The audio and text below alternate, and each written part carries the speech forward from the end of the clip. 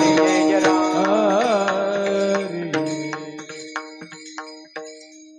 सुंदर ध्यान उभे देवरे करकटवरे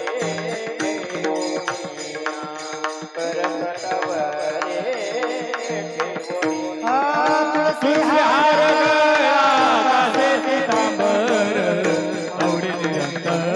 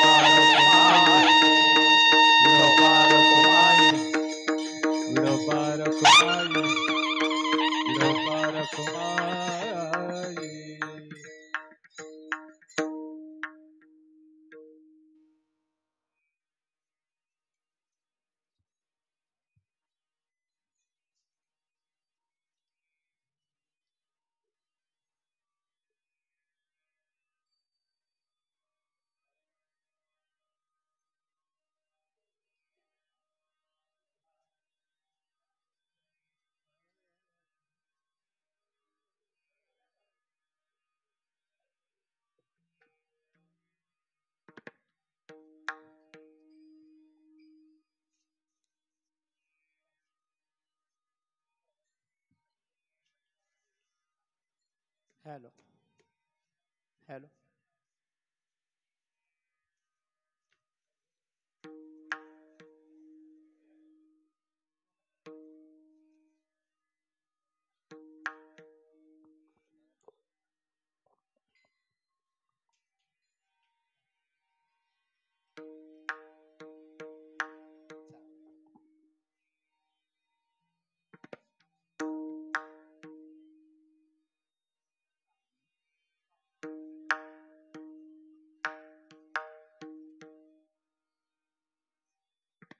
हरे राम कृष्ण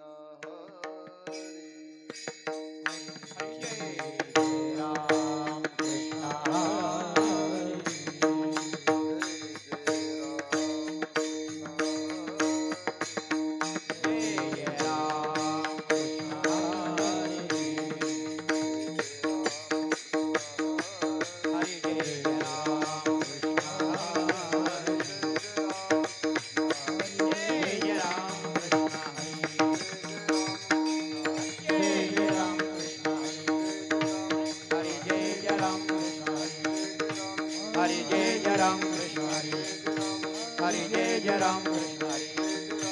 हरी जय जय राम कृष्ण हरी हरी जय जय राम कृष्ण हरी हरी जय जय राम कृष्ण हरी हरी जय जय राम कृष्ण हरी हरी जय जय राम कृष्ण हरी हरी जय जय राम कृष्ण हरी हरी जय जय राम कृष्ण हरी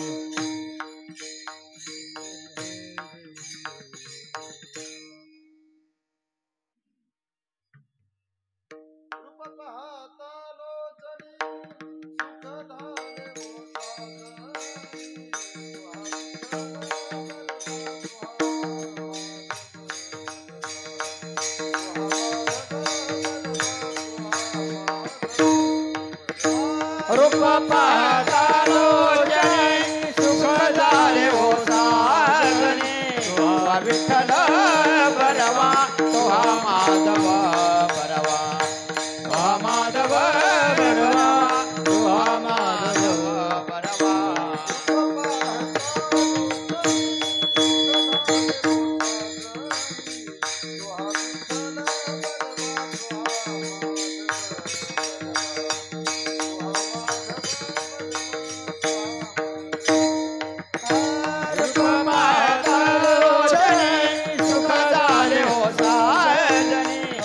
विठ्ठल बरवा तुहा माधव बरवा तुहा माधव बरवा तुहा माधव बरवा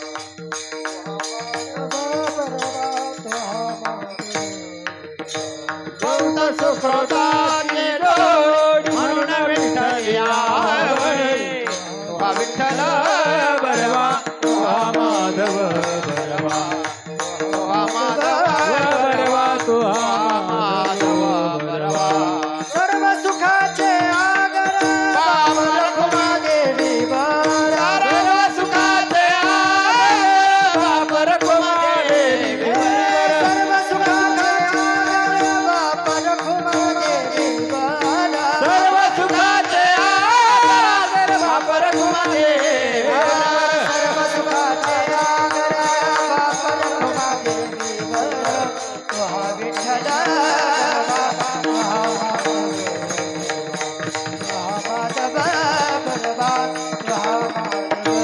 सर्व सुखाचे आगर बाप रखुमा देवे वर तुहा विठ्ठल बरवा तुहा माधव बरवा तुहा माधव बरवा तुहा माधव बरवा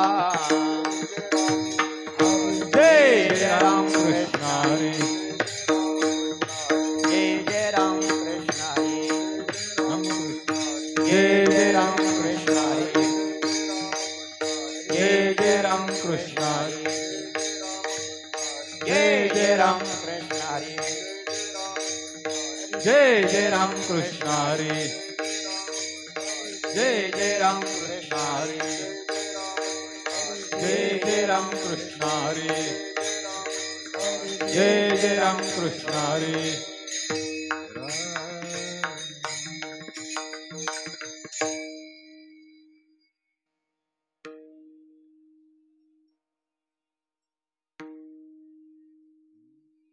भक्त ऐसे जाना जी देही उदास भक्त ऐसे जाना देही उदास भक्त ऐसे जाना जी देही उदास भक्त ऐसे जाना देही उदास हे आशा पास निवारो हे आशा पास निवारो भक्त ऐसे जाना देही उदास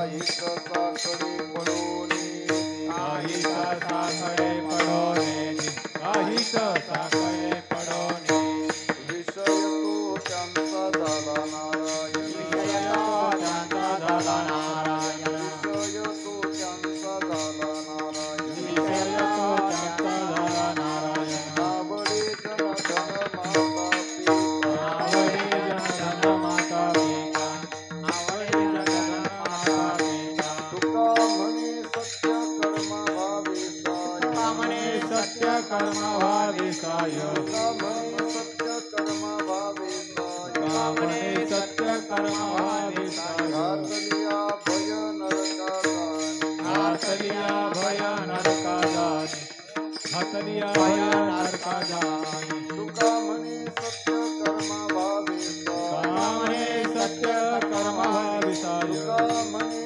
सत्य कर्म व्हावे साय तुका म्हणे सत्य कर्म व्हावे साय घातलिया भय नरकादानी घातलिया भय नरका जाणे घातलिया भय नरका जाणे विषय तो त्यांचा झाला नारायण विषय तो त्यांचा झाला नारायण विषय तो त्यांचा झाला नारायण विषय तो त्यांचा झाला नारायण आवडे जन धन माता पिता माता पिता आवडे जनधन माता पिता विठोबार कुमार विठोबार कुमार विठोबार विठोबार कुमार विठोबार विठोबार कुमार विठोबार कुमार विठोबार कुमार विठोबार कुमार विठोबार कुमार विठोबार कुमार विठोबार कुमार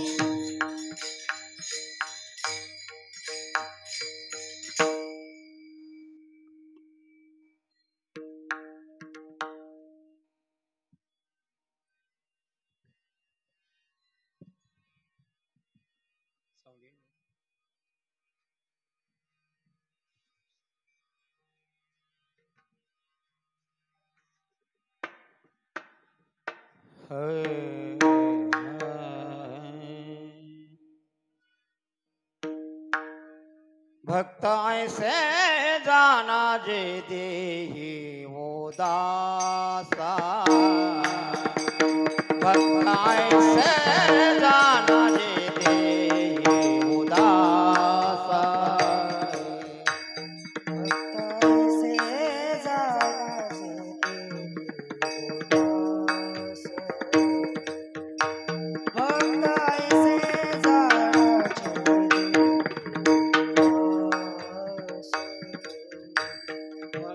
ऐसे जाना जे देही उदासा भक्त ऐसे जाना जे देही उदासा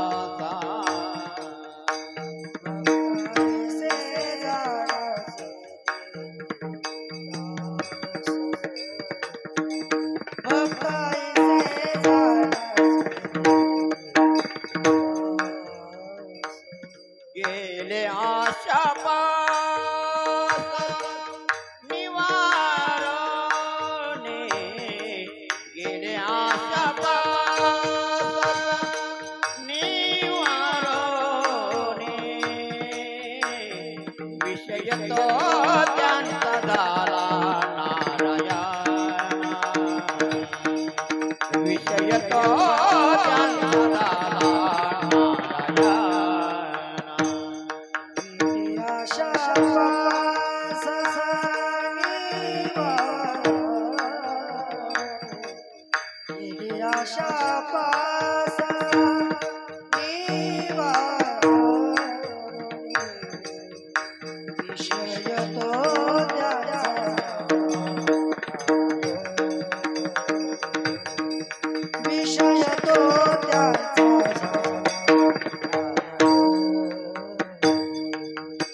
भक्ताई से जाना जे देही उदासा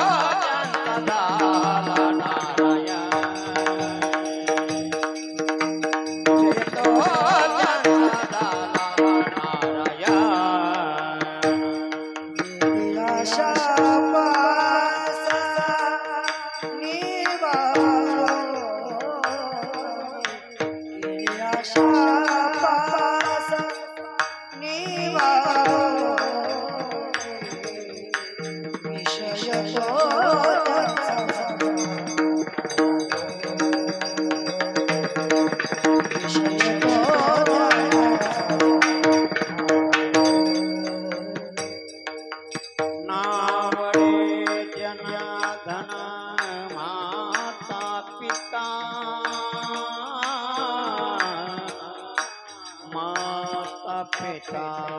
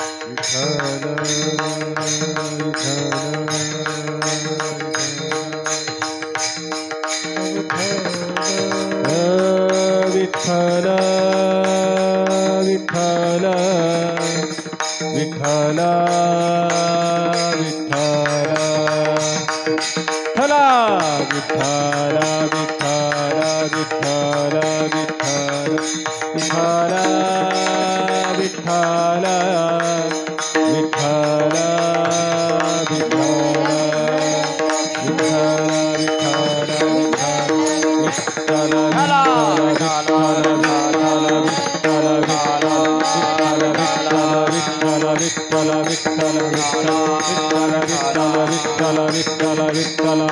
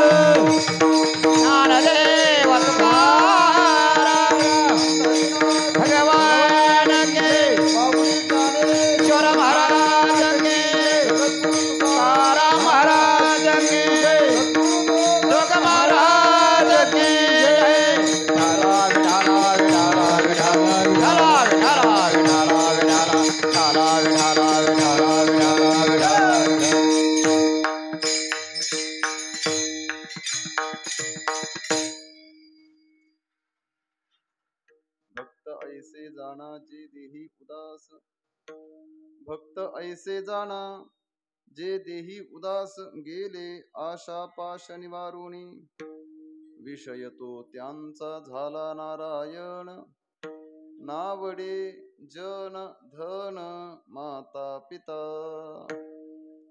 निर्वाणी गोविंद असे मागे पुढे काहीच साकडे पडो निधी विषय तो त्यांचा झाला नारायण नावडे जन धन माता पिता तुका म्हणे सत्य कर्मा भावे साह्य तुका म्हणे सत्य कर्मा भावे साह्य घातलिया भय नरका जाणे विषय तो त्यांचा झाला नारायण नावडे जनधन माता पिता विठ्ठल विठ्ठल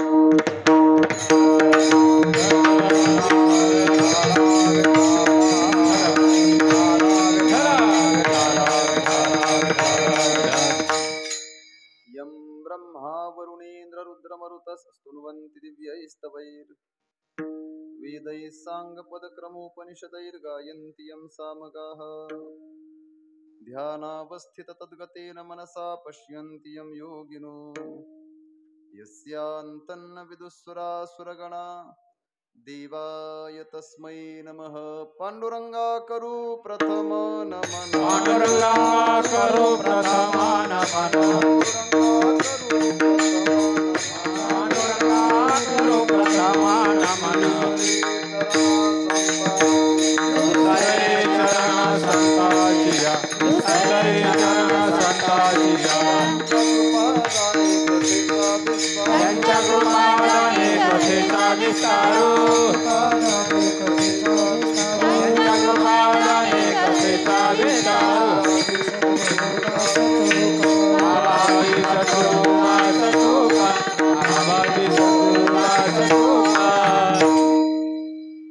सच्चिदानंद रूपाय विश्वोत्पत्त्यादि हेतवे तापत्रय विनाशाय श्रीकृष्णाय वयं नुमः कर्पूर गौरं करुणावतारं संसारसारं भुजगेन्द्रहारं सदा वसन्तं हृदयारविन्दे भवं भवानी सहितं नमामि यदक्षरमनाख्येयमानन्दमयमव्ययं श्रीमन्निवृत्तिनाथेति ख्यातं दैवतमाश्रये नमो ज्ञानेश्वर निवृत्ति उदारा सोपान देवा मुक्ताबाई नमो त्रिभुवन पावनी आद्यत्रय जननी देवांची नमो सद्गुरु तुकया ज्ञानदीपा नमो सद्गुरु सच्चिदानंद रूपा नमो सद्गुरु भक्त कल्याण मूर्ती नमो सद्गुरु भास्करा पूर्ण कीर्ती आत्मरूप गणेशो स्मरण सकळ विद्यांचे अधिकरण तेची बंधू श्री चरण श्री गुरूंचे ते नमस्कारोनी आता संपाद्य ज्ञानंच विधाय भक्तिं विलोकितो येन समाधिराजः वैराग्यवन्तं सुविचारयुक्तं नमामि जोगं शिरसा गुरुन्तं सोनूपंत तथा कुणी आवडीने मामा असे बोलती नामे शंकर शंकरा सदा समकरा निसंग जो सन्मती पुण्यश्लोकचितो वारकरी संप्रदायाचा अध्वर्यू खरा शोभतो ऐशा संतवरा सदा शुभकरा दांडेकरा बंदितो विठ्ठल विठ्ठल विठ्ठल विठ्ठल विठ्ठल विठ्ठल विठ्ठल भक्त ऐसे जाना जे देही उदास भक्त ऐसे जाना जे देही उदास गेले आशा पाश निवारुणी विषय तो त्यांचा झाला नारायण नावडे जन धन माता पिता भगवत चिंतन सेवेकरता निवडलेला अभंग आपणा सर्वांचे सुपरिचित वारकरी संप्रदायाचं कलशस्थान देहू निवासी वैराग्य राग रसिक श्रीमंत श्री जगद्गुरु तुकोबाराय यांच्या अभंगगाथेतील 4 चरणांचा संतपर प्रकरणातील बहुतेकांच्या परिचयाचा बहुतेक सर्वांच्या पाठ असलेला अभंग असून वर्तमान अभंगाच्या माध्यमातून जगद्गुरु श्री तुकोबाराय भक्तांचा परिचय अर्थात जाणीव करून देत आहेत विठ्ठल विठ्ठल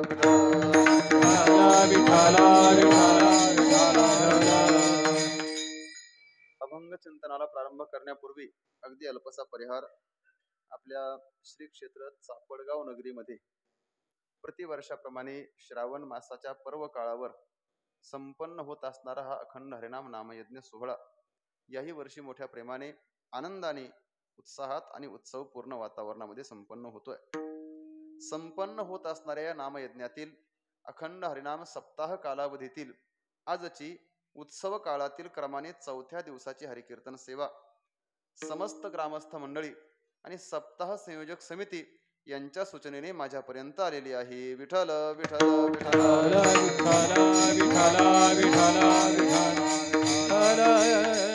सेवेकरिता निवडलेला अभंग जगद्गुरु श्री तुकोबारायांचा आहे बहुतेक सर्वांनी ऐकलेला आहे बऱ्याच जणांचा पाठ असलेला आहे भक्त ऐसे जाना जे देही उदास गेले आशा पाश निवारुणी या अभंगातून जगद्गुरु श्री तुकोबाराय तुम्हा आम्हा सर्वांना भक्तांचा परिचय करून देतायत भक्तांची ओळख करून देतायत नक्की भक्त म्हणायचं कुणाला त्या भक्तांचं यथार्थ लक्षण काय आहे हे आज तुकोबाराय आपल्याला सांगतायत सरळ जर शब्दशः अभंगाचा विचार करायचा झाला तर आपल्या लक्षात येत आहे आणि वाक्यरचना सरळ आहे. भक्त ऐसे जाना, जे असे आहेत त्यांना भक्त जाना किंवा त्यांनाच भक्त म्हणून ओळखा. कोण?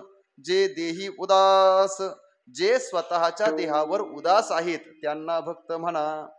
एवढ्याने भागत नाही. गेले आशा पाश निवारोणी, ज्यांनी आपल्या जीवनातील आशा नावाचा पाश नाम बंधन निवृत्त केलेलं आहे. भक्त ऐसे जाना, त्यांनाच भक्त जाना. अजून काय लक्षण आहे? विषय तो त्यांचा झाला नारायण, ज्यांच्या अंतःकरण वृत्तीचा विषय एकच आहे तो म्हणजेच नारायण. असे जे आहेत भक्त ऐसे जाना, त्यांना भक्त म्हणून ओळखा. एवढं नाही, विषय नारायण करत असताना अंतःकरणाला प्राप्त असणारे व्यवहारातले इतर सगळे विषय त्यांच्याबद्दल अरुची निर्माण व्हावी. नावडे जन, नावडे धन, नावडे माता, नावडे पिता, भक्त ऐसे जाना. असे जे आहेत त्यांना म्हणा भक्त. महाराज, मग भक्ताला जर भगवंत सोडून काहीच आवडत नसेल तर भक्ताची चिंता कोण करणार? तुकोबारांनी त्याचंही उत्तर दिलंय. निर्वाणी गोविंद असे मागे पुढे, भक्ताच्या जीवनात आलेलं संकट दूर करण्याकरता त्याच्या मागे पुढे देव स्वतः उभं राहतो.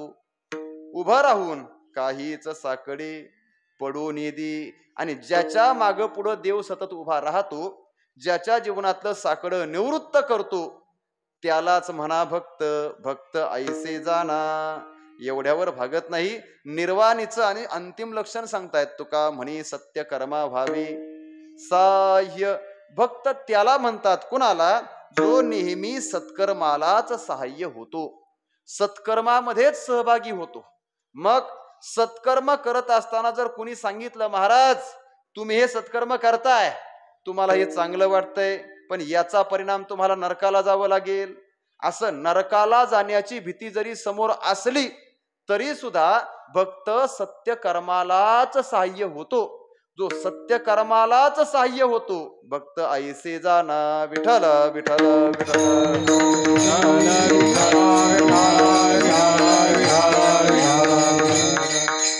वेळेची मर्यादा आहे आणि अभंगाचा शब्दशः आपल्या मर्यादित वेळेमध्ये जेवढा जमेल तेवढा सरळ विस्तार करण्याचा प्रयत्न करणार आहे.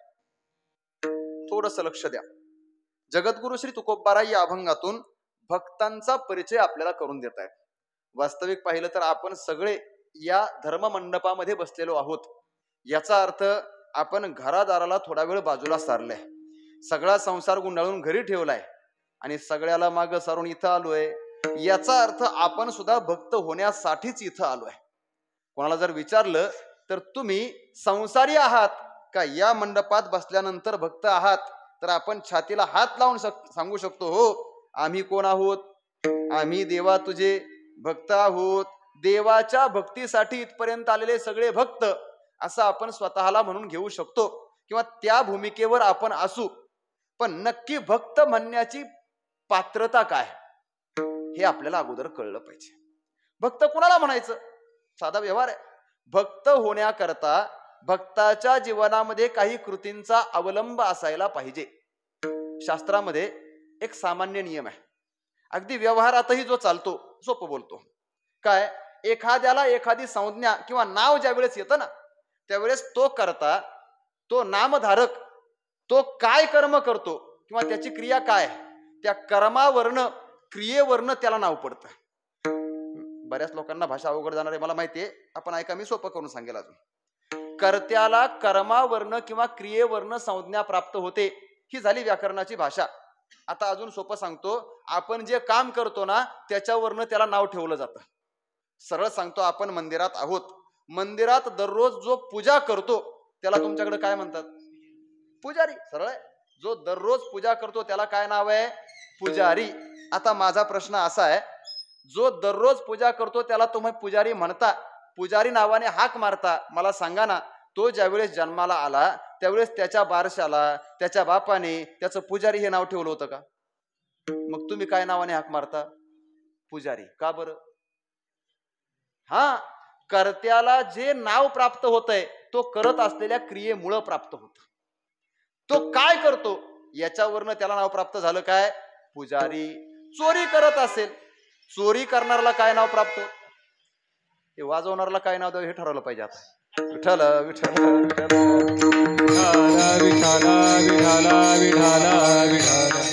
जसं पूजा करणाऱ्याला आपण पुजारी म्हणतो ना, तसं चोरी करणाऱ्याला काय म्हणतात? चोर म्हणायचं. आता अजून सोपं बोलतो आणि अभंगाच्या साठी विचारतो.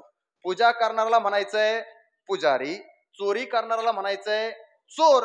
मग भक्त कोणाला म्हणणार? सरळ भक्ती करणारा त्याला म्हणायचंय भक्त. विठ्ठल विठ्ठल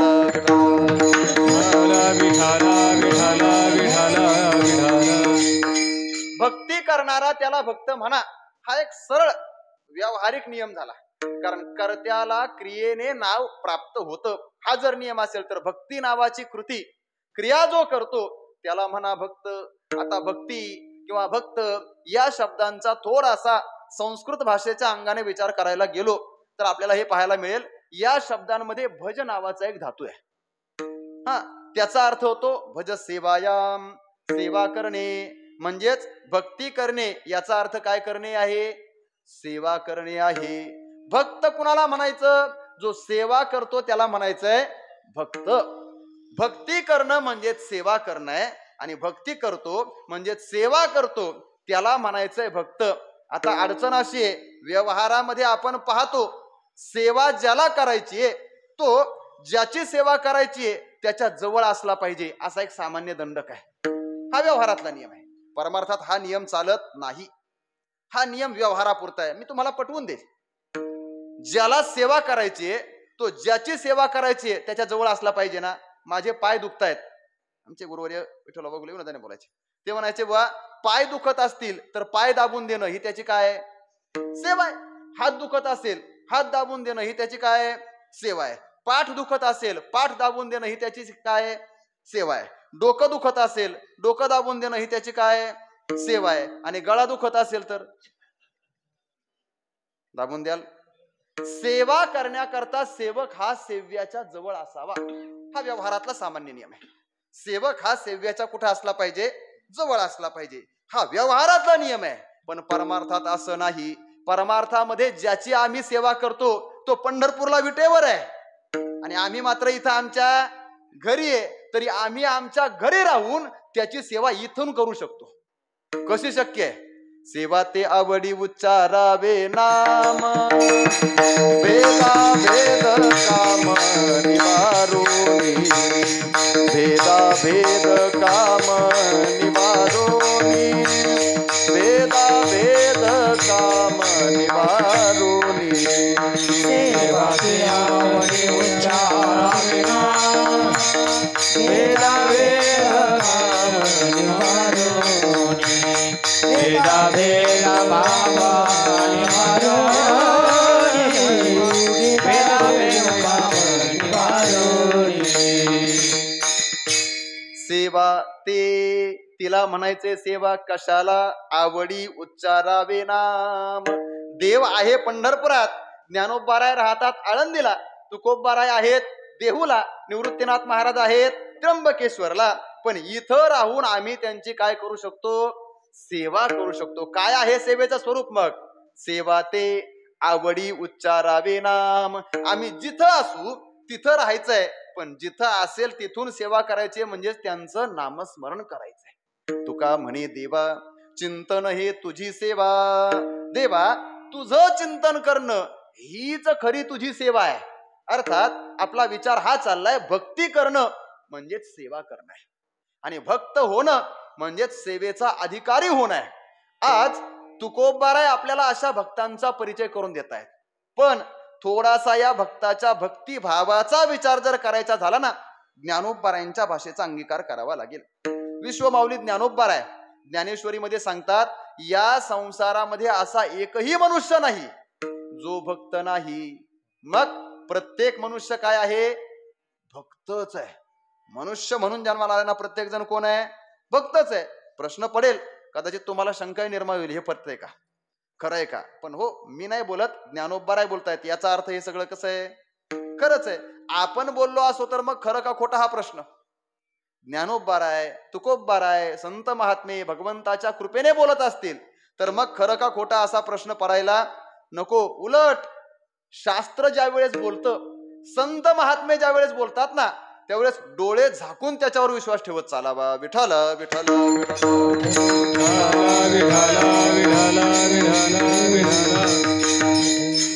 सगळ्याच संतांची वचन हीच आहे.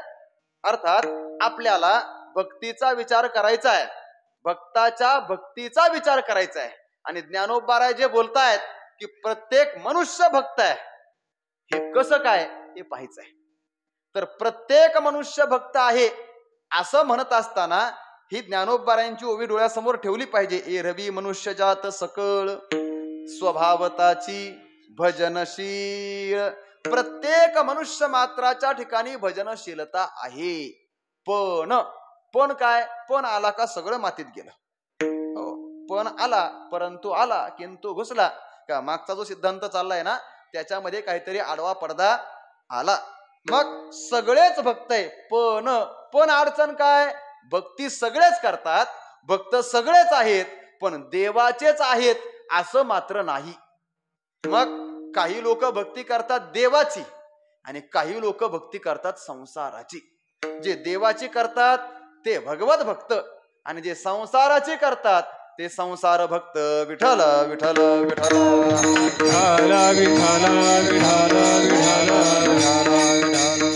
ज्ञानोबरायांनी याच्यासाठी एक प्रश्न विचारलाय. सगळ्यांचं पाठांतरातलं प्रमाण सांगतो. ज्ञानोबराय विचारतायत, सांगा बरं, माणसाने हरीची भक्ती करायला पाहिजे का नाही करायला पाहिजे? माझी भाषा कळते ना. माणसाने हरिभक्ती करायला पाहिजे का नाही पाहिजे? करायला पाहिजे. पण करताना दिसतात का? करताना दिसतात? तुम्हाला शंका आहे, नाही म्हणावं तरी कसं आणि हो म्हणावं तरी कसं? का इकडं अडचण आहे.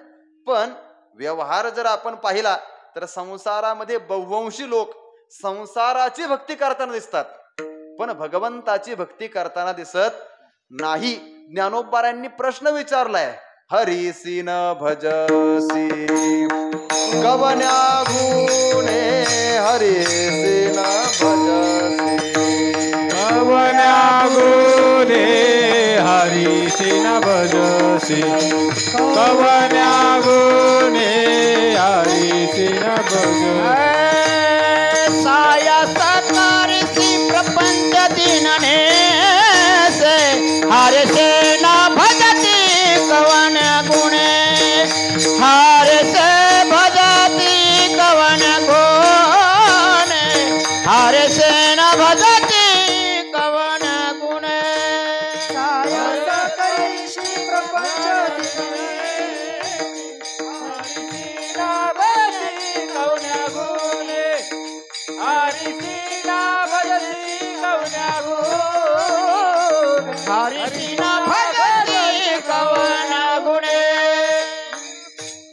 सायासे करीसी प्रपंच दिननिशी. रात्रंदिवस काय करतोय? प्रपंच करतोय. म्हणजेच प्रपंचाची भक्ती सतत चालू आहे, पण हरीची भक्ती चालू आहे नाही. ज्ञानोबराय बोलतायत ना, हरिसी हरिसी हरिसी न भजसी. आमचे बुवा म्हणायचे, हरिसी भजसी का हरिसी न भजसी? काय पडतं तुम्हाला? व्हायला काय पाहिजे? हरिसी भजसी व्हायला पाहिजे. पण आपलं काय चाललंय? हरिसी न भजसी. म्हणून ज्ञानोबराय विचारतात, हरिसी न भजसी ना कवन्या गुणे, असा कोणता गुण लागलाय का हरीचं भजन करत नाहीस? आणि मग आमचे बुवा याच्यावर कोटे करायचे. ते म्हणायचे, बुवा हरिसी न भजसी कवन्या गुणे नाही, कवन्या अवगुणे. हरीची भक्ती करत नाही हा गुण नाहीये, हा काय अवगुण आहे. विठ्ठल विठ्ठल विठ्ठल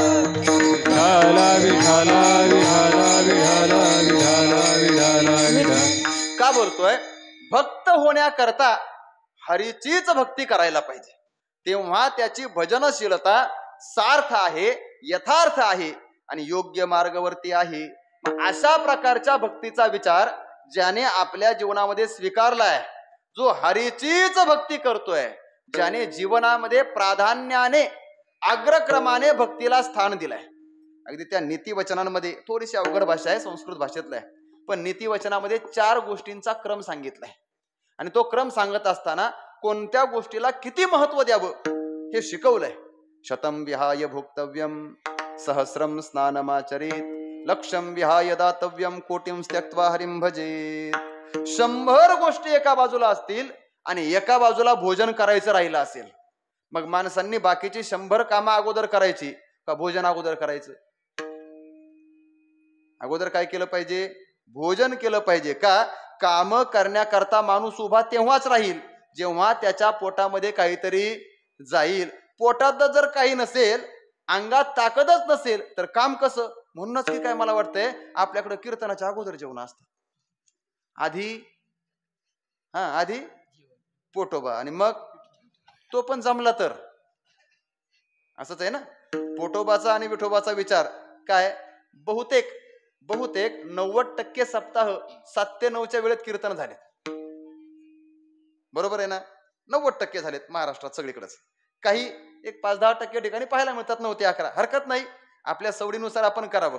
आता ज्यांना शक्य असेल ते अन्नदानही करतात. मग 7 ते 9 कीर्तन होतं, 9च्या नंतर मुक्त अन्नदान होतं. पण मग आपला बरोबर नियम आहे. काही लोक म्हणतात काय महाराज अडचण अशी आहे, कीर्तनाला 200 लोक असतात 7 ते 9 आणि पंक्तीला 2000, म्हणजे एक शून्य वाढला. शून्याला किंमत आहे का तुमच्याकडे? मग वाढू द्या ना, 2ही वाढू द्या, काय फरक पडतोय? पण तरी सुद्धा पंक्तीला किती येतात? 2000 येतात. म्हणजे विठोबाकडं 200 आणि पोटोबाकडं 2000. हे पटत नाही ना. हे काय होत नाही? पटत होत नाही. अग्रक्रम कशाला द्यायला पाहिजे? माणसं देताना पोटालाच देतात. हो, म्हणून शतं विहाय भोक्तव्यम, 100 काम बाजूला सारा, पहिल्यांदा भोजन करा. 1. दुसरं सांगितलंय सहस्रम विहाय स्नानम आचरेत. 1000 काम बाजूला आहेत आणि स्नान करायचं राहिले. स्नान तर कळतं ना आपल्याला. स्नान म्हणजेच आंघोळ करणे, जे दररोज आपण करतो. आता काय इथं माझ्या पुढे गिरायक पण नाही. एखादं बारकं पोरगा असला त्याला विचारलं असतं, बाळांनो स्नान करताना दररोज? आता काय तुम्ही संस्थेतले त्याच्यामुळे तुम्हाला नियम नाही का दर शुक्रवारी करता? तसलं काय नाही ना. मग आपण दररोज स्नान करतो. स्नान दुपारी करायचं का संध्याकाळी रे? दुपारी. सकाळी दररोज काय करायचं? स्नान करायचं. उठल्यानंतर पहिल्यांदा काय करायचंय? नाही, उठल्यानंतर पहिल्यांदा काय करावं याचा विधिशास्त्राने सांगितलंय. नीतिशास्त्र आपल्याला कसं जगावं आणि काय आचरण करावं हे सगळं क्रमाने सांगतंय. उठलं का पहिल्यांदा अंथरुणावर उठून बसावं, हात आपल्या डोळ्यासमोर घ्यावेत, त्या हातावर घासावेत आणि त्याला नमस्कार करावा. काय म्हणायचं? कराग्रे वसते लक्ष्मी, करमध्ये सरस्वती, करमूले महाकाली किंवा करमूले तू गोविंद, प्रभाते करदर्शनम. याच्यातही एक स्वतंत्र अर्थ आहे. ज्या कराला, ज्या हाताला आपण नमस्कार करतो तो का करायचा आहे? कारण कराच्या अग्रावर कराग्रे वसते लक्ष्मी. या अग्रभागावर कोण राहते? लक्ष्मी राहते. म्हणून तर आपण एखाद्याला विचारसन का हाय का तुझ्याकडे म्हणतो, हे काय असतं? लक्ष्मी. लक्ष्मी कुठं राहते? हाताच्या अग्रावर. कराग्रे वसते लक्ष्मी. पुढं करमध्ये सरस्वती. मुलगा जर अभ्यास करत नसेल तर बाप म्हणतोय अभ्यास कर. हे सरस्वतीचं स्थान आहे. हाताचा मध्यभाग, तळभाग हे कोणाचं स्थान आहे? सरस्वतीचं आहे. म्हणून करमध्ये सरस्वती, पुढं करमूले तू गोविंद. काय शाक्त उपासक किंवा देव उपासक या श्लोकात थोडासा बदल करतात. करमूले महाकाली, प्रभाते करदर्शनम. कराच्या मूल भागात म्हणजेच मनगटामध्ये महाकाली राहते. काली ही काळाचं प्रतीक आहे. काळ म्हणजेच समय, समय म्हणजेच वेळ, आणि वेळ दाखवणारं घड्याळ आपण कुठं बांधतो? मनगटावर ना. म्हणून करमूले महाकाली हे कालीचं स्थान आहे. आणि या करामध्ये वास्तव्य करणाऱ्या देवीच्या, देवतेच्या सगळ्या स्वरूपांना प्रभाते करदर्शनम आम्ही वंदन करतो. म्हणून नमस्कार करावा आणि मग व्यवहाराला लागावं. लगेच व्यवहार सुरू होत नाही. पुढे एक कर्म आहे. अंथरुणावरून उठल्यानंतर पहिला पाय जमिनीवर टाकण्याच्या अगोदर तिथंही एक मंत्र म्हणायचा आहे. काय? हे पृथ्वी माते, आता मी तुझ्यावर पाय ठेवणार आहे. दिवसभर तुला मी नको तितक्या लाथा मारणार आहे. तुझ्यावर लागेल तसा उड्या मारणार आहे, नाचणार आहे. माझा पाऊल तुला प्रत्येक क्षणाक्षणाला लागणार आहे. मग सकाळी सकाळी मी तुला वंदन करतोय आणि क्षमा मागतोय. समुद्र वसने देवी पर्वत स्तनमंडले विष्णुपत्नी नमस्तुभ्यं पादस्पर्शम क्षमस्व मी. हे विष्णुपत्नी तुभ्यम नमः, मी पादस्पर्शम क्षमस्व. मी तुला पायाने स्पर्श करतोय, मला क्षमा कर. मी तुला नमस्कार करतोय. कोण आहेस तू? समुद्र वसने देवी. हे देवी, समुद्र हे वस्त्र असणारी तू आहेस. समुद्र हे पृथ्वीचं काय आहे? वस्त्र आहे. जसं आपल्या अंगावर आपण वस्त्र धारण करतो ना, तसं समुद्र हे सगळीकडे विस्तारलेलं जल हे पृथ्वी मातेचं वस्त्र आहे. अजून काय? पर्वत स्तनमंडले, एखाद्या स्त्रीच्या अंगावर तिच्या शरीराला सुशोभित करणार आणि तिच्या बालकाला पुष्ट करणारे स्तन जसे असतात, तसंच या पृथ्वीवर असणारे पर्वत, डोंगर, गिरी हे तुझ्या स्तनाप्रमाणे मंडित आहे. अशा हे पृथ्वी माते, मी तुला दिवसभर पाय मारणार आहे, लाथ मारणार आहे. मला आत्ताच क्षमा कर. विठ्ठल विठ्ठल विठ्ठल. तिची क्षमा याचना करावी, नमस्कार करावा, मग तिच्यावर पहिल्यांदा पाऊल ठेवावा आणि मग पुढे जावं. प्रातर्विधी करायचा आहे, त्याच्यानंतर स्नान करावं. स्नानाचा विधी असा आहे, बाकीची 1000 कामं बाजूला सोडा, पहिल्यांदा स्नान करा. 1000 कामं बरं, 100 जास्त का 1000 जास्त? गणित विचारतो मी तुम्हाला, शाळेत गेलेत ना सगळे. 100 जास्त का 1000 जास्त? 1000 जास्त आहे ना. मग जेवणा करता 100 कामं सोडायचीत आणि स्नाना करता 1000 कामं सोडायचीत. महत्वाचं काम कोणतं? 100 कामं ज्याच्या करता सोडायची ते महत्वाचं का 1000 कामं ज्याच्या करता सोडायची ते महत्वाचं? 1000 कामं सोडायची ते काय आहे महत्वाचं. भोजनही राहिलंय आणि स्नानही राहिलंय, पहिलं काय करायचं? हा विवेक आहे, हा कळायला पाहिजे. मला वाटतं हा न कळण्या इतके आपण वेडे नाहीत, पण तरी सुद्धा करण्या इतके आहेत का नाही माझा प्रश्न आहे. सकाळी उठल्यानंतर चहा अगोदर घेतो, नाश्ता अगोदर करतो का आंघोळ अगोदर करतो हे पाहिलं पाहिजे. विठ्ठल विठ्ठल विठ्ठल.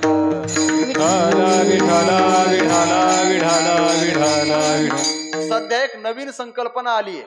आम्ही जास्त शिकलो हे दाखवण्याच्या नादात लोक शास्त्राला विरोध करायला लागले. आम्ही जास्त शिकलो काय?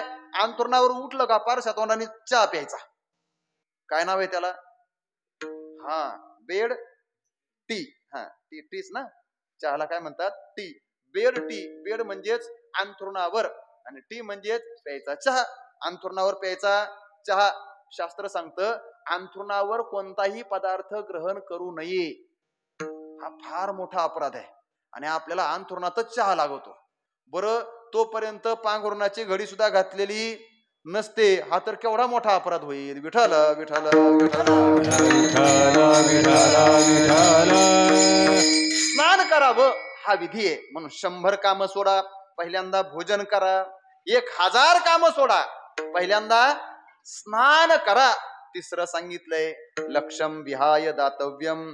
1,00,000 कामं समोर आहेत आणि दान मागण्याकरता कुणीतरी याचक दारात आलाय. मग 1,00,000 कामं बाजूला आहेत, ती पहिल्यांदा कराल का याचक दारामध्ये दान मागण्याकरता आलाय त्याला दान पहिल्यांदा कराल? शास्त्र सांगतंय लक्षम विहाय. 1,00,000 कामं असतील तर ती बाजूला सारा, पहिल्यांदा काय करा? दान करा. आणि हे मी थोडस धाडसाने बोलतोय कारण आपण सगळेच गृहस्थाश्रमाचं अनुसरण करणारे आहात. धर्मशास्त्र सांगतं की गृहस्थी माणसाने आपल्या जीवनामध्ये षटकर्मांचं आचरण करावं. यजन, याजन, अध्ययन, अध्यापन, दान आणि प्रतिग्रह ही 6 कर्म प्रत्येक गृहस्थाने केली पाहिजेत. निदान कर्म करायची फार लांब आहे, त्यांची नावं तरी लक्षात राहू द्या. आम्ही गृहस्थी आहोत. लग्न झालंय ना का बिना लग्नाचे येऊन बसले तिथं? काय आहेत आमच्या पक्षातले, पण ते आमच्या पक्षात राहतील याची काही गॅरंटी नाही. ते पक्ष फोडणार आहेत. हे मध्ये दिसत आहेत 2-4 बिना टोपीवाले. तुमचे लग्न झालेत का? अरे तुमचे लग्न झालेत का? तुमचे नाही झाले ना, आमच्या पक्षात राहायचे का जायचं यांच्या पक्षात? ते म्हणतील आमचं जमलंय आणि तुम्ही असं का विचारताय? अवघड आहे. का बोलतोय मी? गृहस्थाश्रमामध्ये आपण जर असू तर आपल्याला निदान आपलं कर्तव्य तरी माहिती पाहिजे. हे 6 कर्म प्रत्येक गृहस्थाने केलं पाहिजे. यजन नियमाने. यजन म्हणजेच यज्ञ करणं. याजन म्हणजेच इतरांकडनं यज्ञ करून घेणं. अध्ययन म्हणजे शिकणं. अध्यापन म्हणजेच शिकवणं. प्रतिग्रह म्हणजेच घेणं आणि दान म्हणजेच देणं. हे प्रत्येक गृहस्थाला जमलं पाहिजे. दान करावं, पण दानासमोर दान करत असताना 1,00,000 कामाचा डोंगर बाजूला आहे आणि दान करायचं शिल्लक आहे. मग आपण काय अगोदर करणार? शास्त्र सांगतायत लक्षम विहाय दातव्यम, दान अगोदर करा. मग आता 100 कामं सोडा जेवण्याकरता, 1000 कामं सोडा स्नानाकरता, 1,00,000 कामं सोडा दानाकरिता. मग आता याच्यातलं महत्वाचं कोणतं? याच्यातलं महत्वाचं कोणतं? भोजन राहू द्या, पहिल्यांदा दान करा. स्नान राहू द्या, पहिल्यांदा दान करा. लोक म्हणतात सकाळी सकाळी जर कोणी आलं ना, सप्त्याची वर्गणी फाडायची, अजून आंघोळ राहिली माझी, राहू द्या आंघोळ, पहिली वर्गणी फाड. आंघोळ करत परत मेला तो परत तुझी वर्गणी राहायची आणि सप्त्याचा तुझा वाटा पुण्याचा राहायचा. विठ्ठल विठ्ठल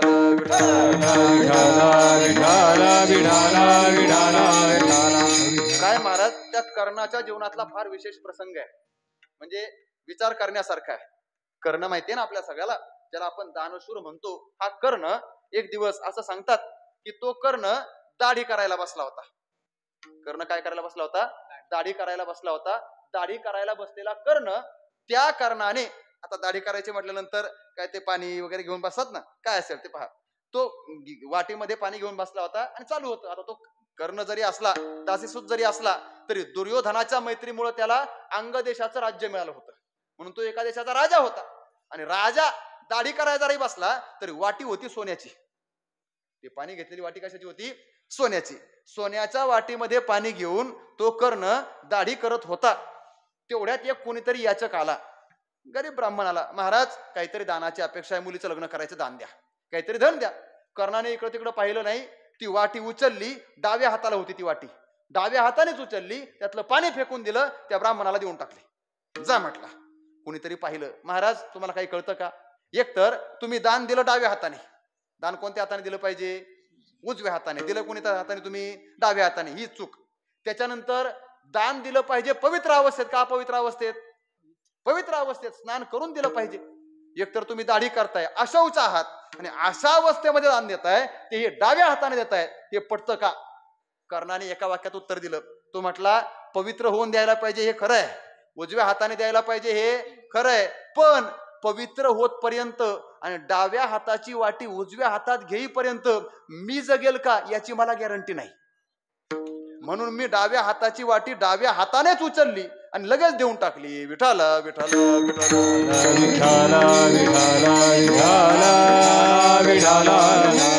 दान करत असताना माणसाने 1,00,000 कामाचा डोंगर जरी समोर असला तरी दान पहिल्यांदा करावं. मग त्याच्यासाठी भोजनही मागं सारावं, त्याच्यासाठी स्नानही मागं सारावं. पहिलं काय करावं? दान करावं. आता गणित ऐका. शतम विहाय भोक्तव्यम, 100 काम सारा, पहिल्यांदा भोजन करा. सहस्रम विहाय स्नानम आचरेत, 1000 काम सारा, पहिल्यांदा स्नान करा. लक्षम विहाय दातव्यम, 1,00,000 काम बाजूला सारा, पहिल्यांदा दान करा. आणि शास्त्रकार म्हणतायत कोटींस त्यक्त्वा हरिम भजेत, 1,00,00,000 कामाचा डोंगर तुमच्या पुढे पडलाय आणि हरिभक्तीची संधी एका बाजूला आलेली आहे. मग 1,00,00,000 कामं पहिली करताल का हरिभक्ती करताल? शास्त्रकार म्हणतात कोटींस त्यक्त्वा कोटीम विहाय हरिम भजेत, हरीची भक्ती म्हणजेच हरीचं भजन पहिल्यांदा केलं पाहिजे आणि भक्त होण्यासाठी प्रयत्न पहिल्यांदा केला पाहिजे. विठ्ठल विठ्ठल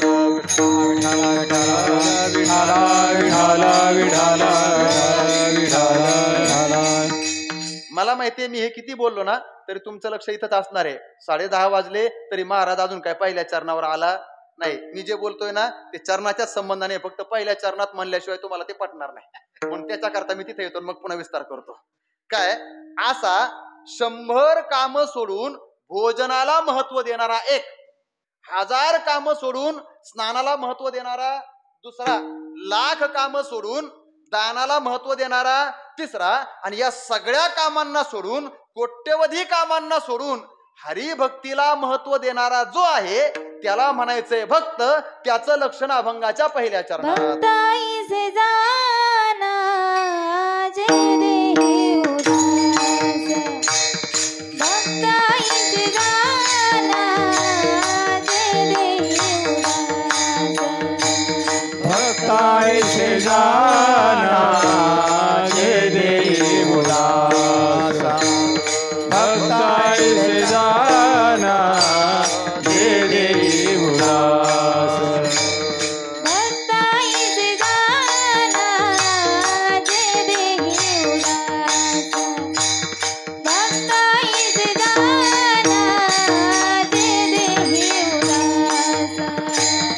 भक्तायसे दाना जे देई उदास भक्तायसे दाना जे देई उदास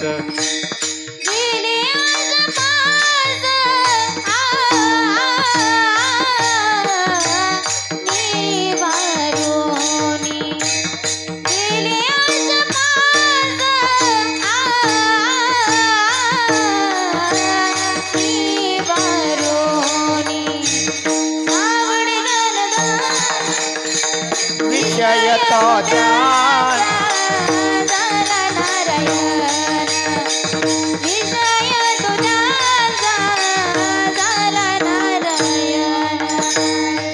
देई उदास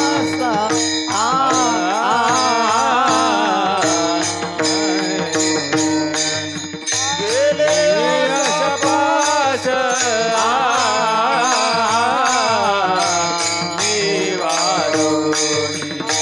विषय तो त्यांचा झाला नारायण विषय तो त्यांचा झाला नारायण झाला भक्तायसे जाना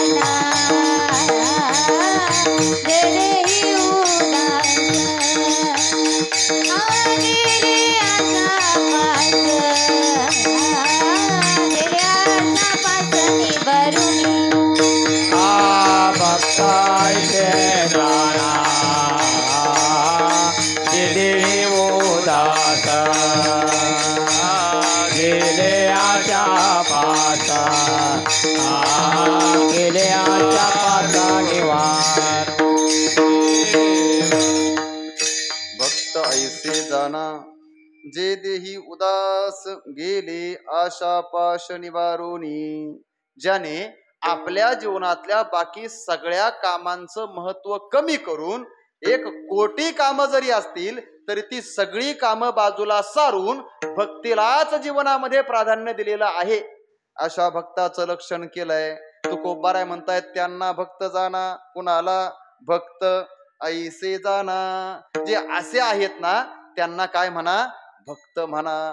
तुकोबारायांनी भक्त म्हणा असं नाही म्हटलं. त्यात शब्द रचना थोडीशी ऐका. काय मी नेहमी सांगत असतो, संत वचनाचा विचार करत असताना इतका बारकाईने करायचा ना, त्यातला वेलांटी, उकार, काना, मात्रा, रस्व, दीर्घ हे सुद्धा बारकाईने पाहावं लागतं.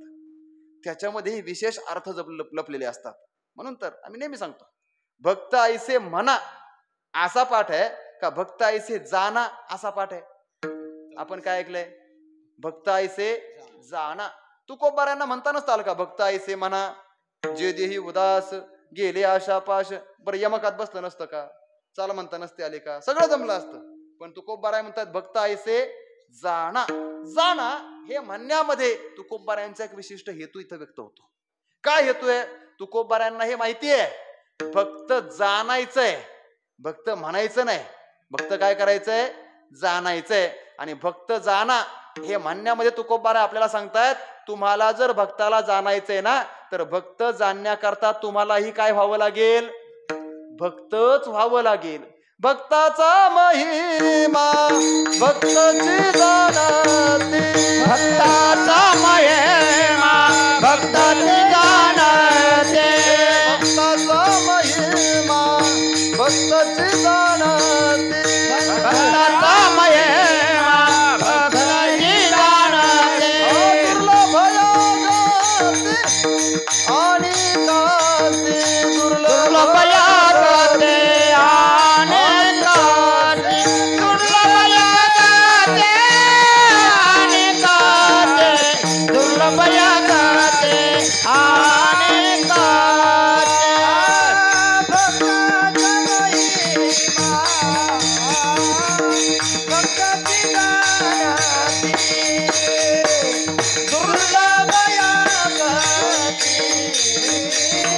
आणि कासे. भक्ताची महिमा भक्ताची जाणते.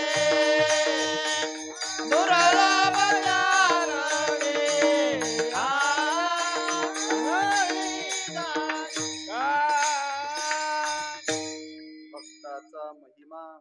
भक्तची जाणती दुर्लभ या गती अनेकांशी अनेक अशी सादृश्याचे प्रमाण शोधता येतील आपल्याला.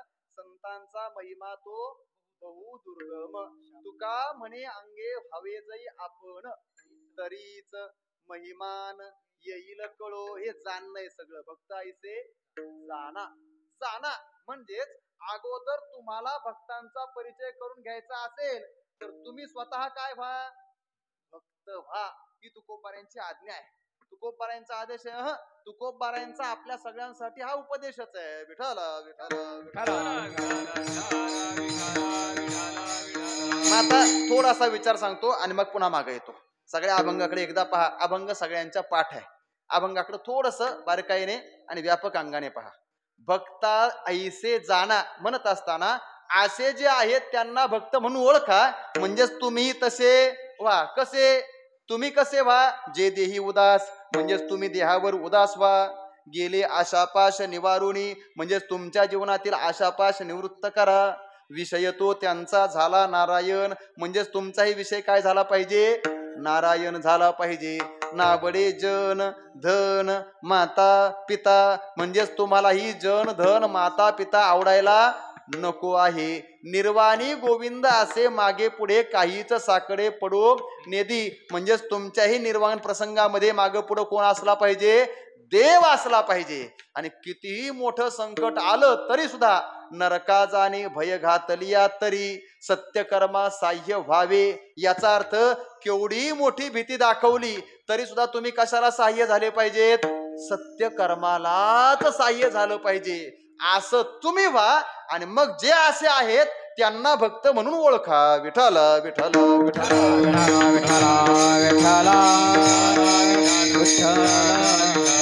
तुकोबाराय क्रमाने आपल्याला भक्तांचं एक एक लक्षण सांगतायत. कुणाला म्हणायचंय भक्त? भक्त ऐसे जाणा, जे असे आहेत त्यांना भक्त म्हणा. या लक्षणांचा विचार करत असताना फार सखोल करता येईल. एका एका लक्षणाचा थोडा थोडा विचार करा ना. पहिलं लक्षण आहे जे देही उदास. जो देहावर उदास आहे त्याला काय म्हणायचंय? भक्त म्हणायचंय. आता आमचे जुने कीर्तनकार नेहमी सांगायचे देहावर उदास आहे हे लक्षण जर भक्ताचं केलं तर नैयायिकांच्या मतानुसार न्याय मतानुसार हे लक्षण अतिव्याप्त होण्याची शक्यता आहे. म्हणजेच या लक्षणाच्या ठिकाणी अतिव्याप्ती नावाचा दोष संभवतो. म्हणून देहावर उदास होणं काय आहे हे अगोदर कळलं पाहिजे. मला वाटतं देहावर उदास होणं काय आहे. जर देहावर उदास व्हा आणि देहावर उदास आहेत ते भक्त असं तुकोबाराय म्हणत असतील तर तुकोबारायांचे पूर्वावतार नामदेवरायांना विचारलं पाहिजे देहावर उदास होणं म्हणजे काय.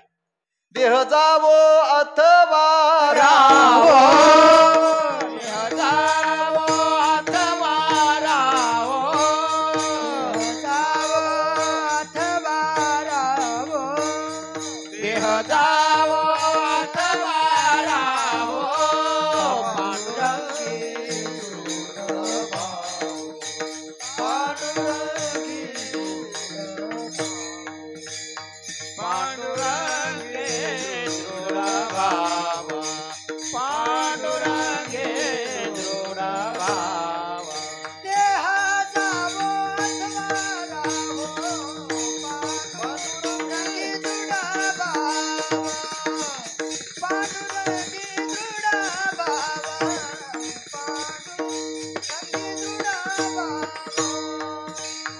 देह जावो अथवा रावो, पांडुरंगी दृढ भाव, पांडुरंगी दृढ भाव, पांडुरंगी दृढ भाव.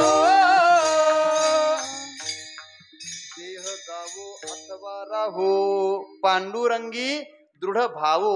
जे देही उदास, देहावर उदास असणं म्हणजेच देहावर प्रेम न करणं आहे.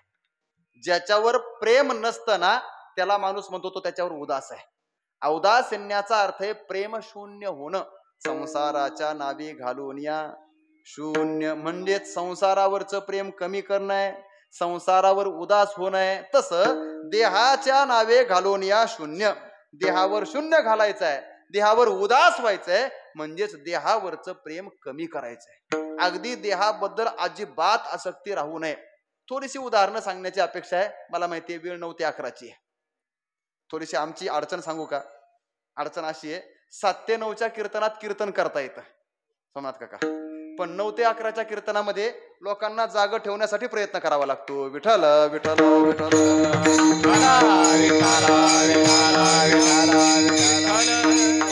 कारण एकतर पोटभर खाऊन आलेले असतात, आणि त्याच्यात पुन्हा ही असली वेळ, त्यात वातावरण असं, मग थोडा जरी वारा आला तर आला शीतळ शांतीचा, त्याने झोप लागली या शरीरा, असं होणार आहे. मग ते आता काय, त्याला माझा नाईलाज आहे. पण तरी सुद्धा काय होतं, उगाच तुमचा टाइमपास करण्यापेक्षा जेवढं जमेल आणि तुम्ही जेवढं ऐकताल तेवढं चांगलं सांगण्याचा प्रयत्न करणार आहे. विठ्ठल विठ्ठल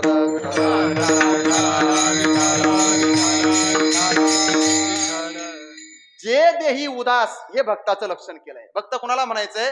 जो देहावर काय आहे, उदास आहे. कबीर महाराजांच्या जीवनातला प्रसंग सगळ्यांना ज्ञात आहे, परिचित आहे, माहिती आहे. कबीर महाराज काशी क्षेत्रामध्ये, वाराणसीमध्ये रस्त्याने चाललेले असताना मागून एक पिसाळलेलं कुत्रा आलं. त्या कुत्र्याने कबीर महाराजांच्या पायाचा, पेंढरी काय म्हणतात त्याला, मागून हे काय म्हणतात त्याला, पोटरी का, बरं पोटरी पेंढरी काय काय प्रत्येकाचं वेगळं. चला, त्या पोटरीचा चावा घेतला, म्हणजे त्याचा लचका तोडला. मांसल भाग आहे ना, ते कुत्रा आलं, पिसाळलेलं आहे, त्याने लचका तोडला. कबीर महाराज आपला नामस्मरणामध्ये, चिंतनामध्ये पुढे चाललेत. त्यांना मागं भानच नाही. ते पुढे चाललेत आणि मागून ते कुत्रा आलं, त्याने ते मांसल भाग आहे तो तोडला. नुसता तोडला नाही, चरित्रामध्ये वर्णन आहे, तो मांसाचा गोळा असा खाली लटकायला लागला त्वचेला, त्याच्यातनं रक्त मांस खाली गळायला लागलं.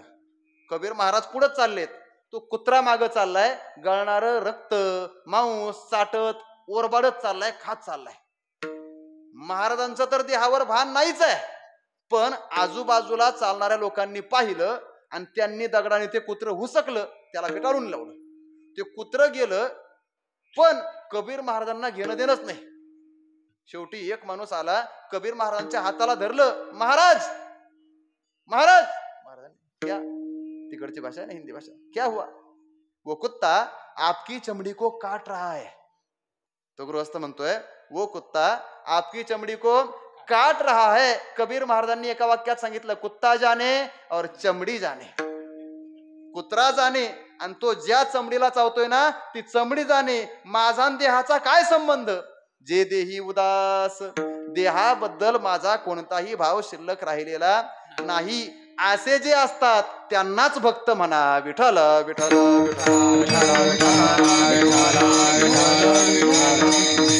सांगू, भक्त होण्याकरता देहावरचं सगळं प्रेम काढून घ्यावं लागतं, सगळं प्रेम काढावं लागतं. मला आठवतंय, नाशिक मध्ये मी बोलतोय म्हणून येतच निमित्ताने आदरणीय परमपूज्य वेदांत वाचस्पती जगन्नाथ अण्णांचं स्मरण होणं स्वाभाविक आहे. अण्णांचं एक वाक्य मला आठवत आहे, फार कीर्तन ऐकली त्यांची, गोड आनंद येतो, स्वतंत्र आहे. काय कीर्तन ऐकायचे असेल तर तसे ऐकायचे, दांगडदिंगा तर आपण ऐकतो करतो, पण भरपूर सोडून द्या, त्यांचे कीर्तन ऐकावी. ते कीर्तन ऐकण्यातला जो आनंद आहे ना, तो आनंद नाशिक शहराने, नाशिक जिल्ह्याने अख्ख्या महाराष्ट्राला दिला. म्हणून नाशिक शहराचं आणि नाशिक जिल्ह्याचं पहिल्यांदा आभार. विठ्ठल विठ्ठल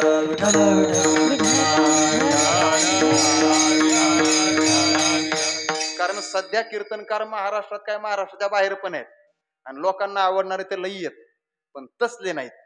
तसले म्हणजेच अण्णांसारखे नाहीत. मी सांगतोय, अण्णा एक विधान करायचे, एक उपपत्ती सांगायचे, फार गोड आहे, मी नेहमी सांगत असतो. ते म्हणायचे, जगन्नाथ अण्णा बोलायचे, जीव हा मध्ये उभा आहे. जीव कुठं उभा आहे? मध्ये उभा आहे. जीवाच्या एका बाजूला देह आहे आणि जीवाच्या एका बाजूला देव आहे. सरळ कल्पना करा ना आपण, जीव मध्ये उभा आहे, त्याच्या एका बाजूला कोण आहे? देह आहे, दुसऱ्या बाजूला देव आहे. अडचण अशी आहे, जीवाने देहाकडे तोंड केलं का देवाकडे पाठ होते, आणि देवाकडे तोंड केल्यानंतर नाही, कळलं का? जीव मध्ये आहे, एका बाजूला देह आहे, दुसऱ्या बाजूला देव आहे, विरुद्ध बाजूला नाही दोन्ही. आणि मग देहाकडे तोंड केल्यानंतर देवाकडे पाठ होते आणि देवाकडे तोंड केल्यानंतर देहाकडे पाठ होते. खरं सांगा, जीवाने कुणाकडे तोंड करायला पाहिजे आणि कुणाकडे पाठ करायला पाहिजे? अहो बोला की, जीवाने कुणाकडे तोंड करायला पाहिजे? देवाकडे काय करायला पाहिजे? तोंड करायला पाहिजे. आणि पाठ कोणाकडे करायला पाहिजे? देहाकडे ना. म्हणजेच देहाच्या चिंतेकडे पाठ केली पाहिजे आणि परमार्थाकडे भजनाकडे काय केलं पाहिजे, तोंड केलं पाहिजे ना. हे आपण जेवण करून येऊन कीर्तनात बसून म्हणतोय. अगोदर पोटाचा विचार करणं म्हणजे देहाचा का देवाचा, देहाचा. आणि नंतर जमलं तर कीर्तन, हा देहाचा का देवाचा. मग आपलं तोंड नक्की कुणाकडे आहे, विठ्ठल विठ्ठल विठ्ठल.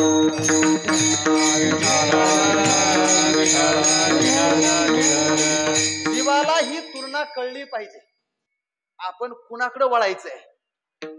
आता अण्णांचं उत्तर सांगू. अण्णा तर पुढे जाऊन म्हणायचे बुवा मग काय करायचं, देवाकडं तोंड करायचं म्हणजे देवाकडं वळायचं आणि देहाकडं पाठ करायची. अण्णा म्हणायचं तसं नाही, मग देहाला घेऊन देवाकडे वळायचं. काय करायचं, देहाला घेऊन देवाकडे वळायचं. का, देवाचं भजन करण्याकरता देह लागणार आहे ना. कथेची सामग्री देह अवसानावरी, म्हणून देहाला सोबत घ्यायचंय आणि मग देवाचा विचार परमार्थ सुरू करायचा आहे. विठ्ठल विठ्ठल विठ्ठल. मग उदास होणं याचा अर्थ काय, उदास होणं म्हणजेच देह टाकणं नाही. उदास होणं म्हणजेच देहावरचं प्रेम टाकणं आहे, देहावरचं प्रेम कमी करणं आहे.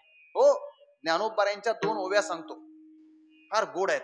जे नाना गती ते पावविते, ते चित्तवरील आत्मयाते, मग कवन आठवी देहाते गेले की आहे. चित्ताने जर आत्मपुरुषाचं वरण केलं, चित्ताने जर परमात्म्याशी लग्न लावून घेतलं तर चित्ताला देहाची आठवण राहत नाही. एक ओवी. आणि दुसरी ओवी सांगण्याच्या अगोदर मला स्वानंद सुखनिवासी गुरुनाम गुरु मामासाहेब दांडेकर यांचं स्मरण होत आहे. मामासाहेब दांडेकर यांच्या चरित्रामध्ये असं सांगितलं जातं, प्रत्यक्ष आपल्याला त्यांना पाहण्याचं दर्शन भाग्य नाही प्राप्त झालं, पण त्यांच्या चरित्रातला भाग असा सांगितला जातो की मामासाहेब हे वारकरी शिक्षण संस्थेचे प्रमुख होतेच निर्विवाद, संप्रदायाचे आध्वर्यू होते. आणि त्यातही विशेष उच्च शिक्षित लोकांमध्ये, सुशिक्षित लोकांमध्ये सुद्धा त्यांना फार मान्यता होती. का, कारण ते स्वतः पुण्याच्या SP कॉलेजला प्राचार्य होते. कोण, मामासाहेब दांडेकर. नाव तर ऐकलं ना आपण, मामासाहेब दांडेकर. तर ते त्या काळातले उच्च शिक्षा विद्या विभूषित होते आणि विशेष सांप्रदायिकही प्रमुख संप्रदायिकांमध्ये श्रेष्ठ असणारे होते. मग असे मामासाहेब, त्या काळात काही उच्च शिक्षित लोक मामांना भेटायला यायचे आणि मग आपण जर एखाद्या मोठ्या माणसाला भेटलो तर त्याची आपल्याकडे काहीतरी आपण भेटलो याची आठवण शिल्लक ठेवायचा प्रयत्न करतो का नाही. आता फार गोड आहे, काय नाही आठवण पाहिजे ना, मोबाईल काढायचा आणि त्यांचा काय काढून घ्यायचा. आता हे सेल्फी मला काही फार मोठा प्रश्न आहे, फार अडचणच झाली आता. काय, या सेल्फीच्या नादामध्ये लोक माणसाला विसरतात आणि फोटोला कवटाळून बसतात. कालची घडलेली घटना सांगतो. म्हणजे महाराज आहेत, आता नाव नका विचारा मला, मी तुम्हाला नंतर सांगेल खाजगीत लागलं तर. त्यांनी प्रसंग सांगितला. म्हटले काय झालं, त्या फोटोमुळं, हे फोटो काढण्याचे जे फॅड निघाले ना आता सध्या, त्या फोटोमुळं किती आता नुकसान कोणाचं झालं हा प्रश्न स्वतंत्र आहे. पण काय झालं, एका ठिकाणी गावकऱ्यांनी तारीख घेतली, महाराज तुमची कीर्तनाची तारीख पाहिजे. तारीख घेतली आणि घेतल्यानंतर परत 15 दिवसांनी त्यांचा फोन आला, महाराज तुमचा एक फोटो पाठवा. हे म्हटले माझ्याकडे काही फोटो नाही. महाराज काढून पाठवा. हे म्हटले मला काय काढता येत नाही, माझ्याकडे काही तसला मोबाईल नाही. त्या लोकांनी दुसऱ्या कीर्तनकाराला तारीख दिली, यांची तारीख कॅन्सल करून टाकली. कारण काय, फोटो नाही दिला म्हणून. हा, कीर्तन महत्वाचं का फोटो महत्वाचा याचा विचार केला पाहिजे. विठ्ठल विठ्ठल विठ्ठल.